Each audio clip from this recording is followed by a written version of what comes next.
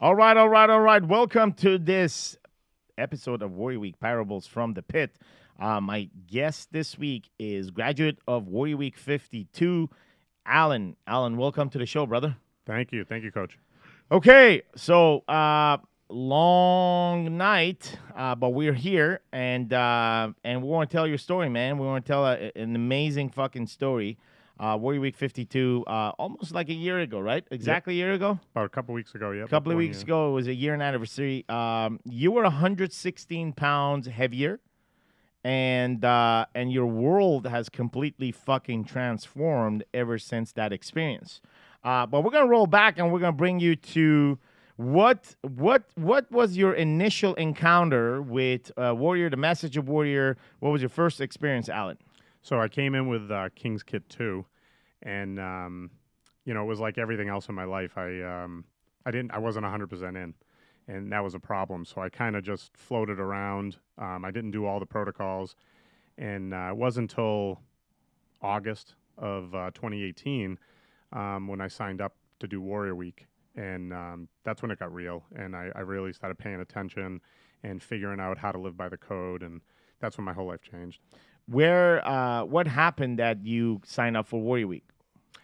It was the weirdest thing. So I was watching a video one night, and I literally saw the video of you saying to text you, and I texted you, and you responded in like 2 minutes, and I was like, oh shit, what just happened?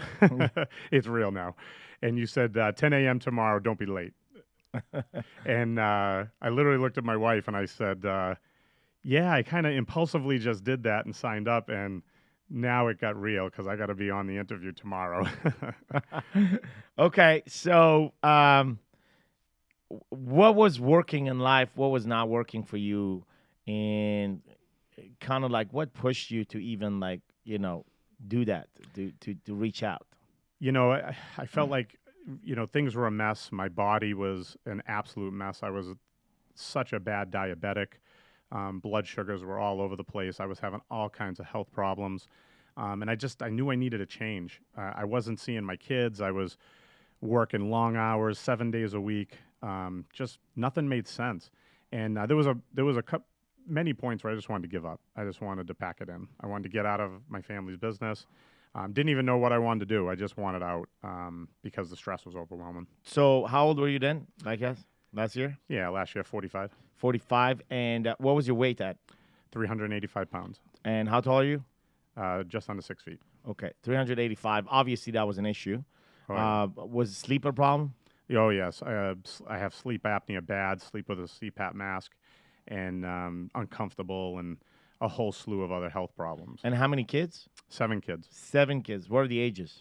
So my oldest one is 19. My youngest one's 8. I have 4 girls, 3 boys. Beautiful. And what was the biggest problem you would say this time last year for you before you walked into Warrior Week? What was the biggest fucking obstacle? The biggest obstacle in my life was my weight, Yeah. for sure. What was it doing to you, Alan? There was a lot of uncertainty. There was a lot of, I was very self-conscious. I felt like shit all the time, which drove me to make bad decision after bad decision. And I couldn't function. I couldn't think. And this was probably the biggest challenge I had in my life was something I could never seem to control it. And a lot of it was self-induced. I was doing a lot of bad things to myself. When did you started gaining so much weight? When did it start, Alan? It's probably about 5 years before. So around 40? Yeah, around 40. So you weren't that bad before, like in the 30s, you were. Yeah, I think I was starting in the heavy place. Sure. But it took time. But it really packed on in about 5 years. Time. What was your wife's request, or did she have any, or what was your wife saying at that period? My wife is an amazing person. She loves me the way I am, no matter how I look, and she supports me. I think she loves me too. She gave me that keychain gift. I still have it here. The one that you press in and you can pre-record what you want. She's the zero fucks giving girl. Zero fucks. Yeah, go ahead. But but it did get in the way. It got in the way because we had sexual issues. We had times where I just wasn't present. I was working. The part of it too was the stress in our family business. Yeah. We had a lot of problems with employees, and it just compounded and compounded, and it just seemed like the walls were crushing in, the box was getting smaller in every direction. And inside of that whole the whole process, right? You just what kind of help did you look at? Did you look at trainers, diets? Like, have you been for the past 5 years? What has been the cry for wolf type of thing for you, man? So it was really a roller coaster. I would try different fads and diets, and I would do good for like 2 weeks, and then I would fall off.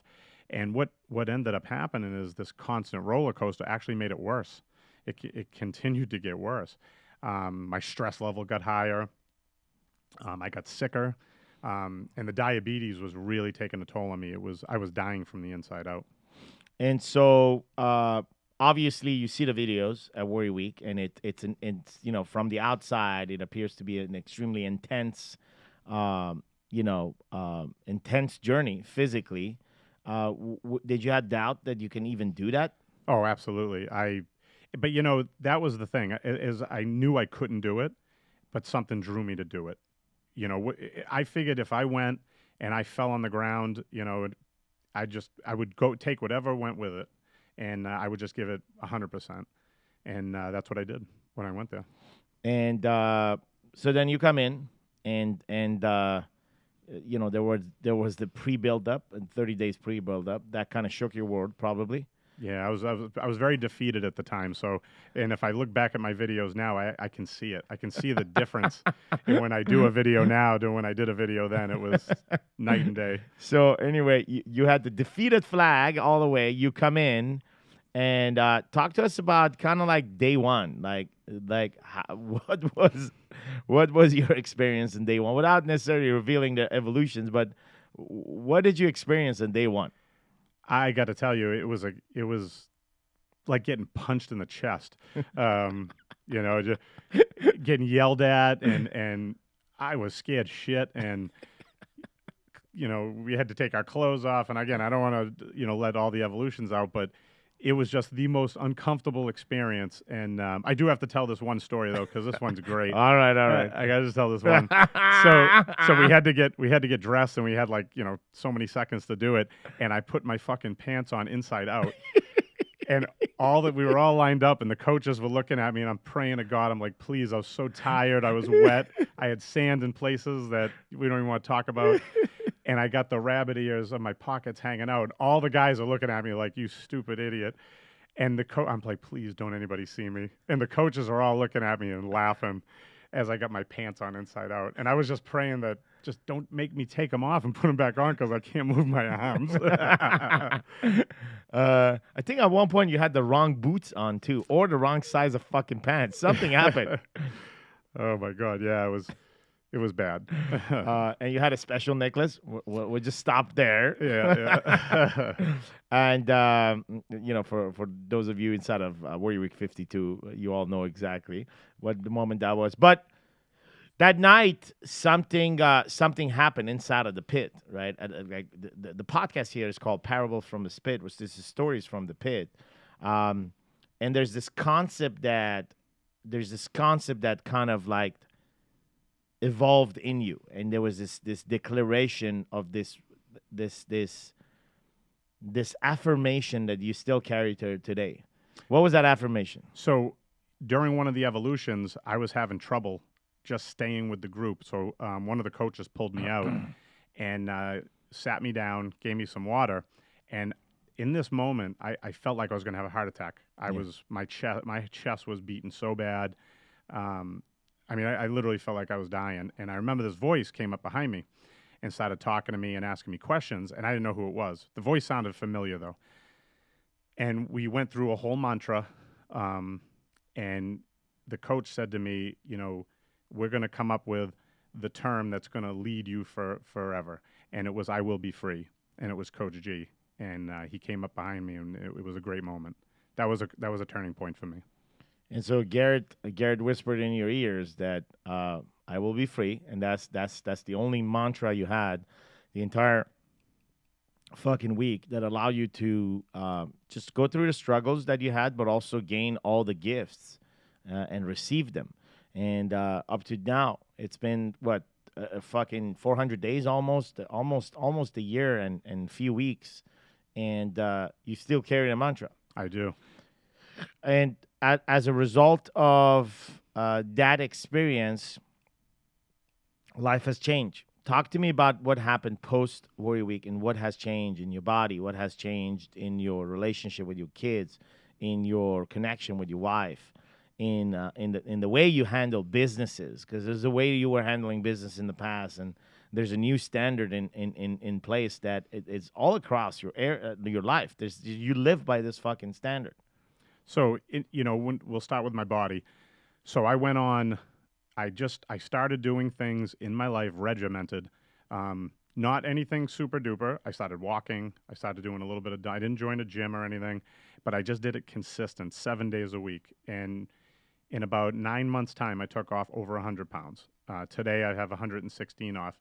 I've almost eliminated diabetes, and it's just by that slow, consistent, doing the same thing every day. It didn't matter if it's snowing, raining, I went for a walk.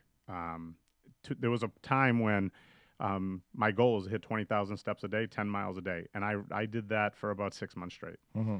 And to the point now where my diabetes is almost eliminated. I'm on one diabetic. I went from like 6 or 7 medicines and 2 insulins to 1 medicine, and I'm off of insulin. And I did that in 9 months' time. So it can be cured. I got an infection in my foot in April. And because of the walking. Because of the walking. So this infection was a bad one. It's called osteomyelitis. It went into the bone in my foot. And the only way it can be removed is with surgery. So when I went to the doctor to do the pre-op work, the doctor said, there's something going on. We're hearing a noise in your heart. And we're going to schedule some tests, put me with a cardiologist. I had never had a cardiologist before. So we went through the round of tests, that we did the stress test, and then the doctor didn't like what he saw in the stress test, so they scheduled me for a cardiac cath, went into Boston, and I literally was awake for the cardiac cath, and I heard the doctor say, we got to pull out, this guy is going to need surgery. So what was determined at the end of that test was that I had 3 blockages in my coronary arteries. 2 were 90% blocked, and 1 was 100% blocked. And the one that was 100% blocked grew collateral arteries around it. And my aortic heart valve was damaged at 31%. And to have that happen to you at age 46 is unheard of. It just doesn't happen at that early age. So we scheduled right away to go in and to do the triple bypass and the valve replacement. And they found another blockage while they were in, and they ended up cutting my arm to take a radial artery out of my arm to replace and use those veins to fix my heart. And to think, all of that stuff that I did going through Warrior Week and all the exercise and the stress I was putting on my body, that at any time I could have died. I could have dropped dead and died. So you walked in pretty much into fucking Warrior Week with your heart at 10% capacity. Correct. Because 90% of it was fucking blocked. Correct. And so for years you operated at 10% as well. I don't know how long I operated, but what happened is the more I started investigating after my surgery to how the fuck did this happen, it was all of those bad habits. It was all of that up and down roller coaster. All the chemicals that my body was producing is what clogged my arteries in that fast amount of time. I actually went back to my old doctor, and my doctor before, when I was around 40 years old, and my tests were clean. So all of that damage got done within a 5-year period, and that's amazing. That's insane. I remember you a few months ago. You've done a study on what caused these. It's a very, very important thing to mention here on the podcast because it's something you discovered through on your own experience, right? We're not talking about a fucking rat in a lab. We're talking about a real human, and you actually experienced through this discovery the chemicals that are produced of certain diets that we follow. And so, can you share and inform us more on that? Because I think that's the kind of shit that that is not told because people don't have that data, right? So Absolutely. it's not a fucking, personal trainer, and it's not somebody that is not fat, that hasn't had the heart issues that could literally identify those, but you actually went to do that process. So what happened was when I was really heavy and I was trying to watch my sugar, I started eliminating carbs. So I started eating a lot more meat. So a lot of people that do these keto diets and they do this heavy meat, heavy fat, and then they come off of it. So they get their body into that ketosis state, and then they come off of it. They eat some pizza or something, and they do it again, and they go. It's the back and forth, the roller coaster.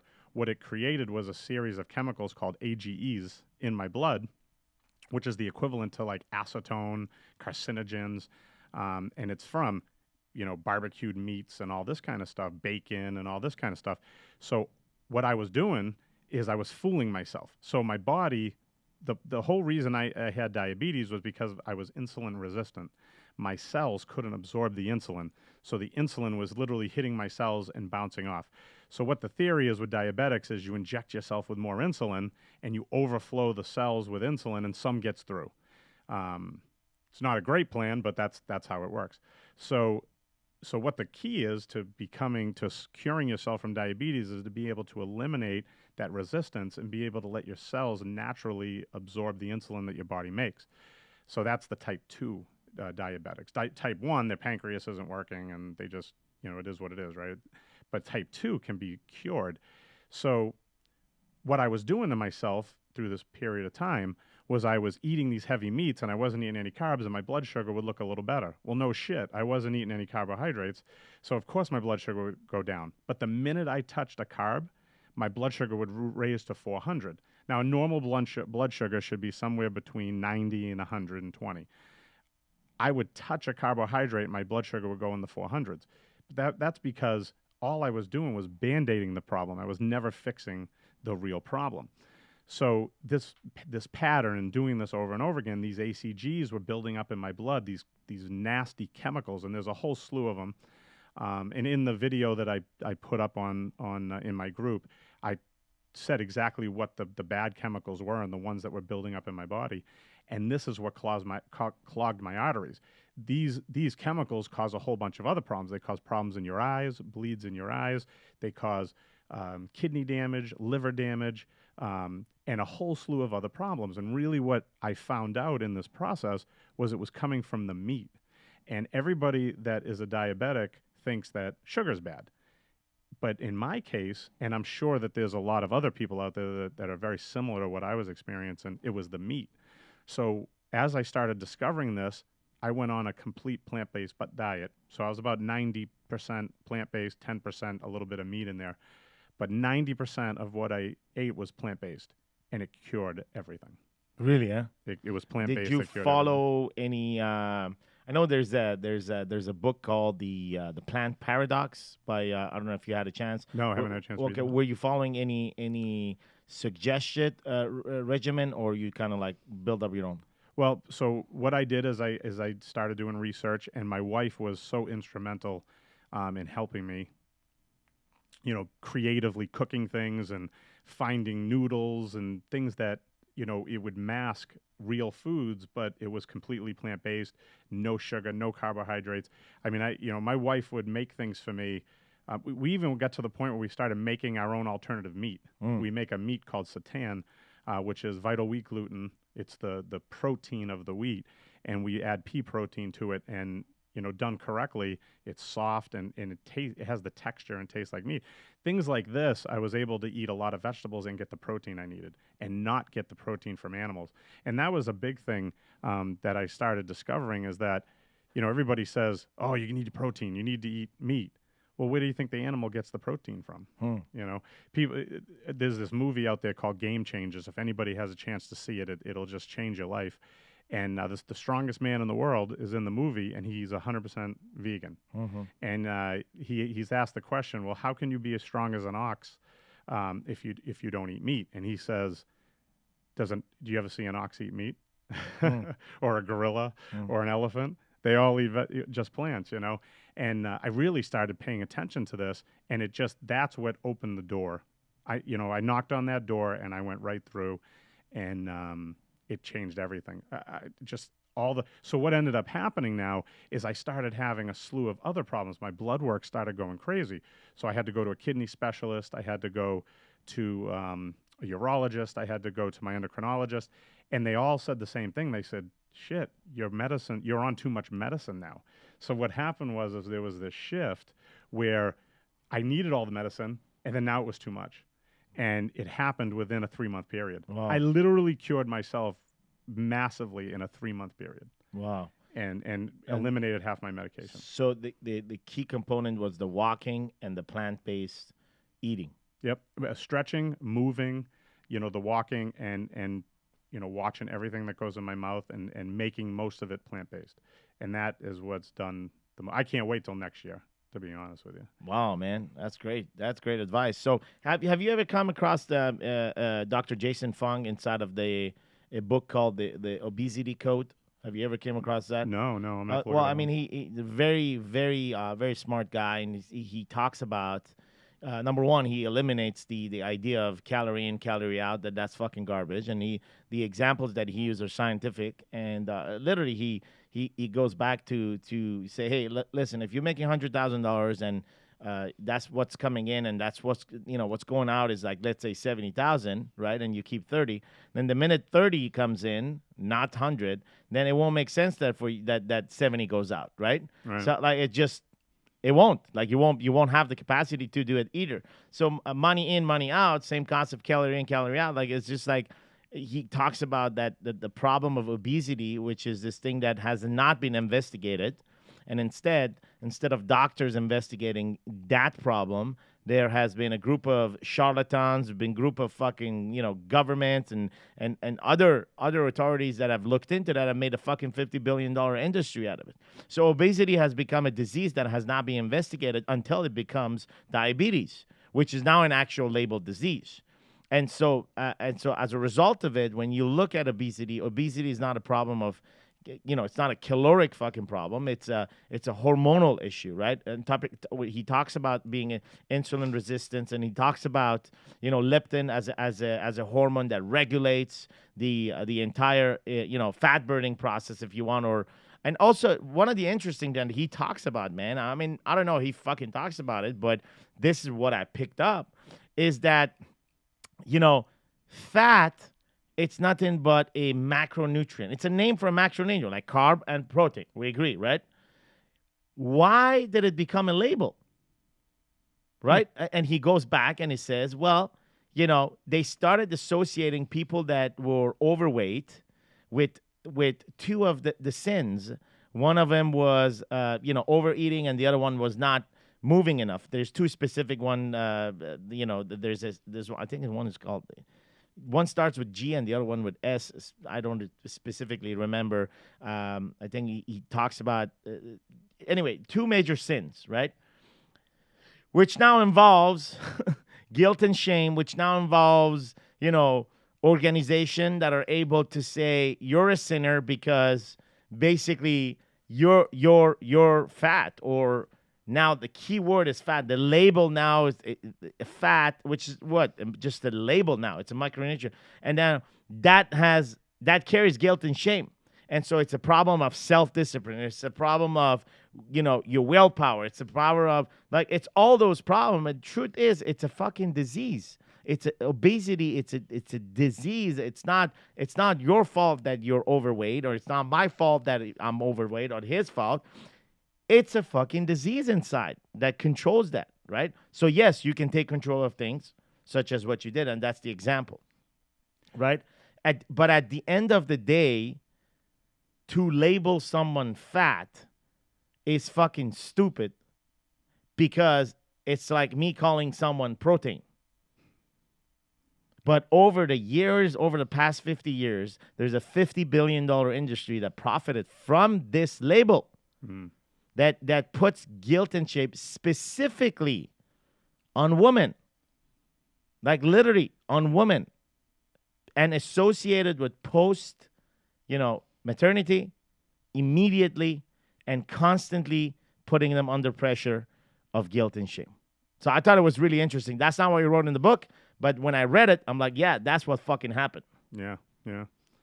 And you know, it really gets down to what you want and the choices that you make. And you got to be diligent. You got to do it every day, and you can't take a day off. You know, I remember my nutrition coach said to me, "Oh, you know, I want you to take one day a week and just cheat." And I actually looked at him and I said, "Are you out of your freaking mind? I'm going to work my ass off 6 days a week, and then I'm going to take a day and just ruin it all. Hmm. I'll eat a little differently, but I'm not going to destroy. You know, I'm not going to cheat Smart. all Yeah. one day. Smart. You know, so it really it's what you're after, you know, and what you're willing to do to get there. So that in a nutshell is the problems and how I've tackled what's in my body. You know, now I'm taking that effort, and the one of the big reasons I really focused on this is for my kids. You know, I have one son that's real heavy, and you know, I always sat back and said, who the hell am I to tell him what he can't eat when I'm doing the wrong thing? So, you know, by doing the right things, leading from the front, I'm making the changes. Now he's starting to make changes, and that was the win. Yeah. Awesome. And so he's doing some of the stuff that you're doing. Very slowly, but That's it's good. But it's a turn. Yeah. you know? Great. I mean, what else is going to look at? I mean, you're the proof. You're the proof of the pudding. Talk to me about how your wife feels about you being 116 pounds lighter. Man, I wish she was here to answer that. You know, I think you get the wins, people see you, you know, and she takes some pride in it. And a big part of the success is from her, because without her, I never would have been able to do any of it. Because she keeps me straight, she keeps me honest, she keeps me on track. She's my rock. So Beautiful. And how are the kids seeing that? you know, I was tired of being the fat dad, and I don't think they ever looked at me that way. But you know, would they ever tell me if they were embarrassed when I took them to school or something? I don't know. But I think now they're a little more proud because everybody that sees me that hasn't seen me in a long time, it's a double take. Like if you look at my license, you won't even be able to recognize me if you look at my license. So, you know, in that aspect, I think they enjoy when I come to the Yeah. school and people are like, "Is that your dad?" You know. So it's a wins all around. So, you know, obviously, you collided with your weight. You collided because it was no longer serving you. You collided with that. Because of the collision, there was a commitment and a dedication, and there was a program that you stick with. And the program was simple: fucking walk and eat vegetable, bro. That's what it was. And you It's the stayed basics. consistent with it, and you did that, and over time you saw the results. And the results came in. Now, you started colliding also inside of your businesses, and you started taking a stand for what you believe.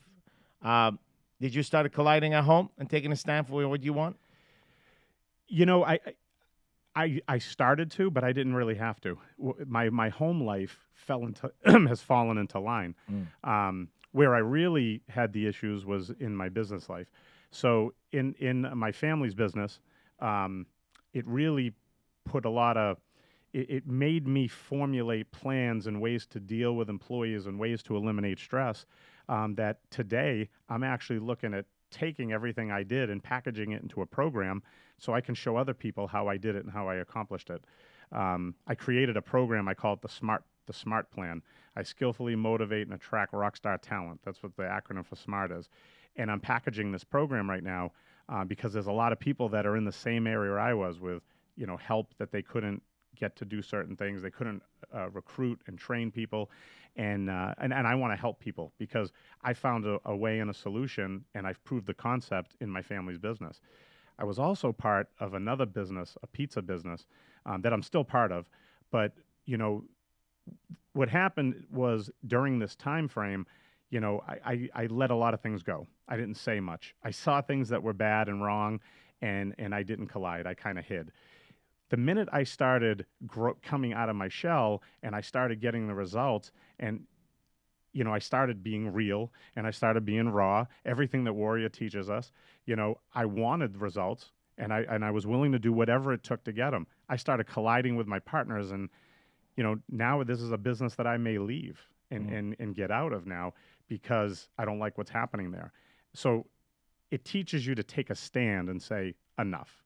You know, I want something, I want this, and I'm going to fucking get it. And if you're in my way, I'm going to run you over. Just like a fullback does in football, you know, just run you over, and I don't give a shit what the results are. So, you know, a business that I've worked, this pizza business that I've worked in for 2 years, I don't want to use the word burning down, but I'm knocking walls down in it right now because it has to be done. You know, when you look at what happens to a man that is judged by his appearance and his weight, right? Thinking that, oh, this man is going to die soon. This man is not disciplined enough. This man doesn't have willpower. This man cannot be a powerful man, cannot run a fucking business. If he's going to run anything, he needs to run his body first to be an example. Years and years and years of projections of guilt and shame and association and disempowerment to a lot of people that may not fit in the portfolio of your six-pack fucking CEO that wakes up at 3:45 in the morning and does the magical shit. And the problem is people believe that truly success is embedded in the image that you're projecting. That's one way.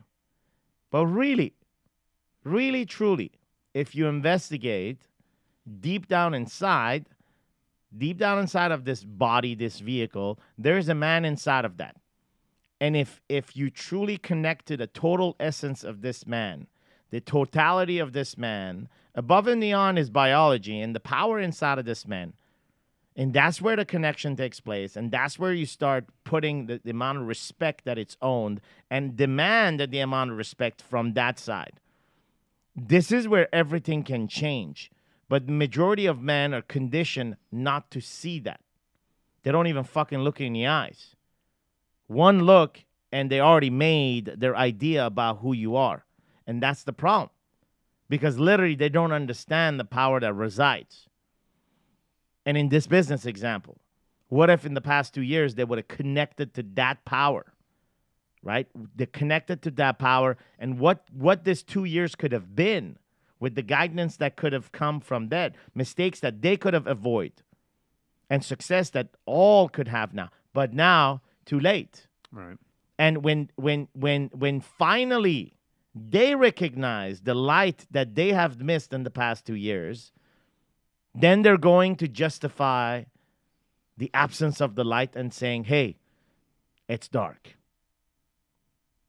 And I often say that, like, absence of the light does not justify darkness. And one of the easiest way to create darkness is to close your fucking eyes. Like, you won't see the light. And why I share this, because this is a pain that a lot of men carry in our society today. The $50 billion industry, which is the health and fitness industry, along with I don't know what the food industry is, man, but it's got to be fucking like, it's got to be one of fucking, like, I don't know, bro. It's got to be like hundreds of billions. The food industry and the authorities inside of the FDA and the pharmaceutical fucking industry. I don't know that fucking industry. It's got to be probably fucking billion, whatever. Exactly. So, and then all the players from the insurance industry. I don't know what the fucking industry is. It's probably like right? So you got insurance, you got pharmaceutical, you got the food industry, and you got the health and fitness industry. They all come and they set up this trap. And they all make money off us suffering. So that they create more, a.k.a. fat man. If they create more, a.k.a. fat man, more fat men can be judged by society, less powerful man they will be. So by the time you're 50, 52, if you're a fat man, then you're eliminated from certain categories. By default. That has become a fucking society. And we, as civilian, follow the same fucking trap that was created. And along the way, we end up judging powerful men that would have actually changed the fucking game for us. And so this is a pain that a lot of men today live. A pain with self-image, a pain with being judged constantly, a pain of projection of others constantly on them, and assuming that the willpower and the discipline is not there, because if it was, the body would have been taken care of. And it's worth talking about it, man, because you've took a stand for you, because you were that guy for a long time. Yeah. Specifically 5 years. Like, it was you. It felt at one time it's you against the world. And the Warrior Week was an awakening experience. And I will free myself from every single judgment that is put upon me. I will free myself. The weight that I carry, it's not my shame, guilt and shame. The weight I carry is my biology, and I'm going to change my biology. I'm going to reinvent my biology to become who I want to be, because I want to be on the pursuit of happiness. It was the single biggest life-changing experience I've ever had. It's put me on a trajectory that I don't even know where it's going to go. And I can't wait till next year. And the biggest thing, too, was the support mechanism that's based around it.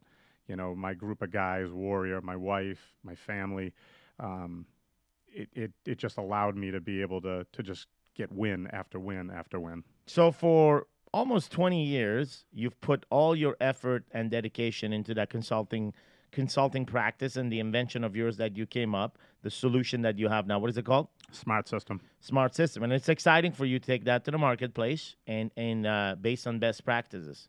But I think there is another side of you that needs to also fucking be expressed. And I think there's a book coming telling your story. And I think, men want to follow you. Guys that are in the same pain place than you. They won't relate to the personal trainer. They won't relate to the guys talking about fucking keto online or the woman that is talking about paleo and follow. They won't relate. And if they do, it's a temporary attachment. Right. They need to follow a man that carried the pain for a long period of time. And there are so many out there that are just hungry and awaiting to be free. And the only person that could free them is themselves. But what if there's a guide? What if there's a guide that shows them the possibility? What would that look like? That's a great revelation to what happened. I think The Rock should play me in the movie. What do you think? I think so. or either the movie or a book that says I will be free. Yeah. And the book comes the foundation of the storyline. This podcast perhaps becomes a reference. And then from this point on, you build upon it. You know, I took my daughter up to school. She goes to Plymouth State up in New Hampshire.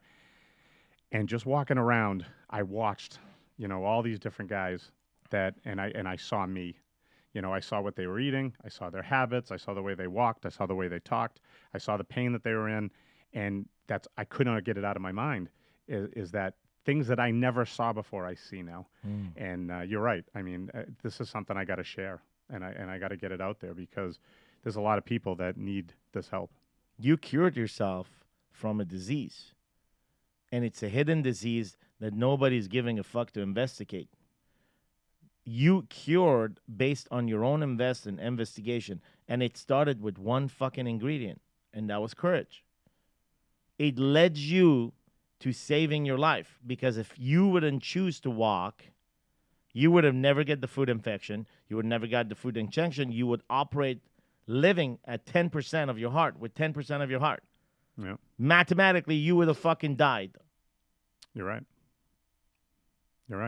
Even the doctors were bewildered. They couldn't even believe I made it through everything I told them. And the discovery was self-made.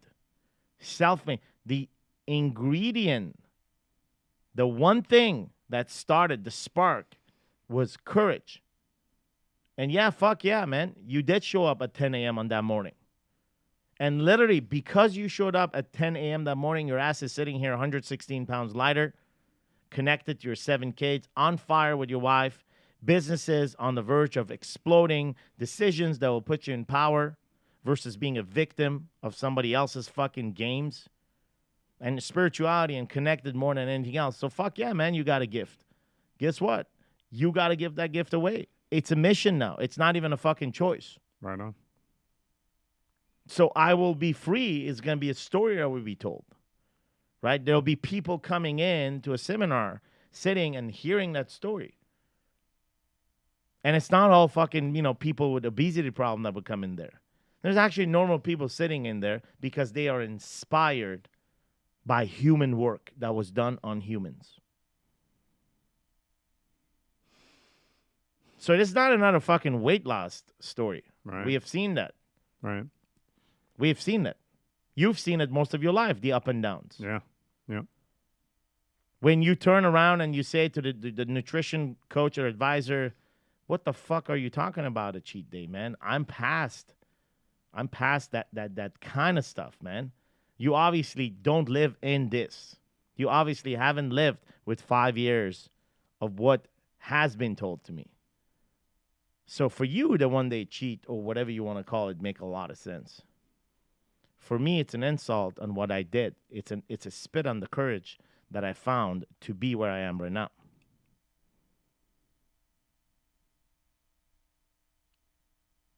It's amazing. I don't know if it's amazing, but I know that it's true. Yeah.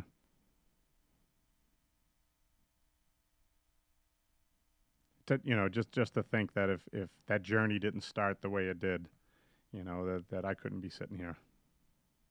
I think a lot about that. What my kids have done, what my wife have done, And you chose to show up. And in that decision, everything changed. So, as we bring this podcast to conclusion, if really you got a message that you can just package like a fucking snowball and throw in someone's fucking face, right? You got one snowball, one face. Like you're wrapping it up.